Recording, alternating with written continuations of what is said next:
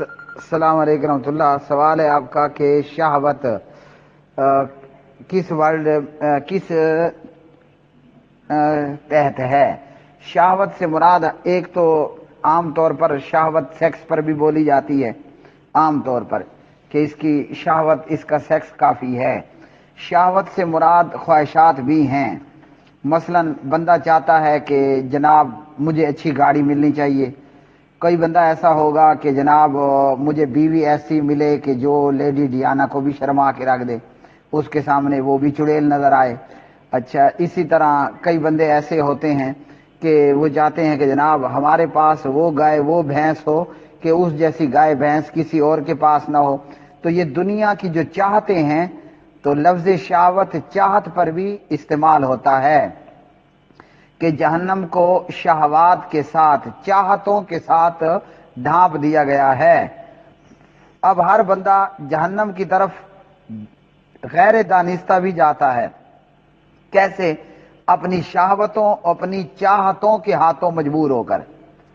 اور پھر یہ ہے کہ اچھے مکان اور اچھے بنگلے کے لیے اور اچھی کوٹھی کے لیے اور جناب چودھری اور سردار بننے کے لیے اور اس طرح دیگر بہت ساری چاہتوں کے ہاتھوں بندہ مجبور ہو کر ان چاہتوں کا شکار ہوتا ہے.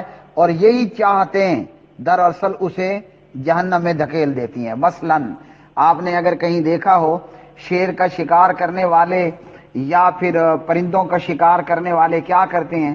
شیر کا شکار کرنے والے ایک بڑا سا گڑھا کھود لیتے ہیں. ایک بڑا سا گڑھا کھود لیا.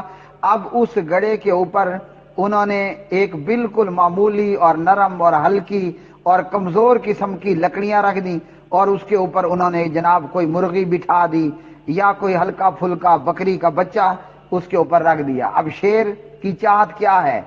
گوشت کھانا، گرم گرم تازہ تازہ اور نرم نرم گوشت کھانا. اسی چاہت کی وجہ سے یہ شیر اس بکری کے چھوٹے بچے یا مرغی کے اوپر حملہ کرتے ہوئے کود پڑتا ہے. لیکن وہی چاہت اسے کہاں لے جاتی ہے؟ نیچے گڑھے کے اندر.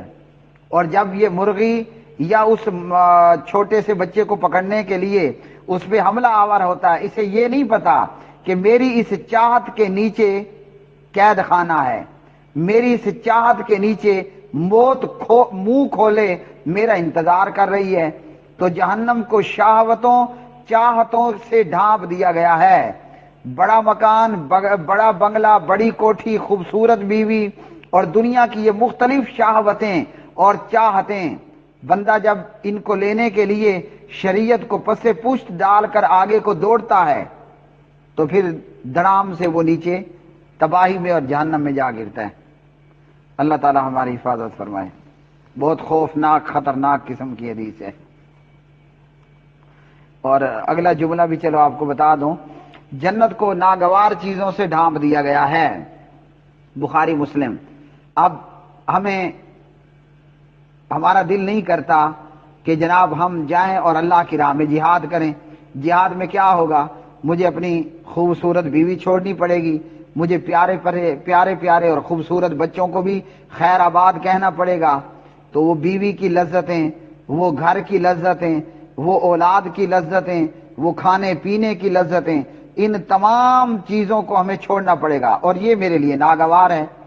جہاد میں جائیں گے تو وہاں جان دینی پڑے گی، وہاں زخم کھانے پڑیں گے، وہاں ہمارا خون نکلے گا، وہاں ہماری گردن جو ہے وہ توڑ دی جائے گی، کاٹ دی جائے گی اور ہمارے گوڑے گٹے توڑ دیے جائیں گے. ہم درد سے اور کرب سے اور تکلیف سے کراہ رہے ہوں گے، آہا کر رہے ہوں گے. اسی طرح اب میرے پاس کھانے کے لیے بہت کچھ موجود ہے، لیکن یہ کل رمضان آئے گا تو اب سارا کچھ موجود ہے لیکن میں کھا نہیں سکتا.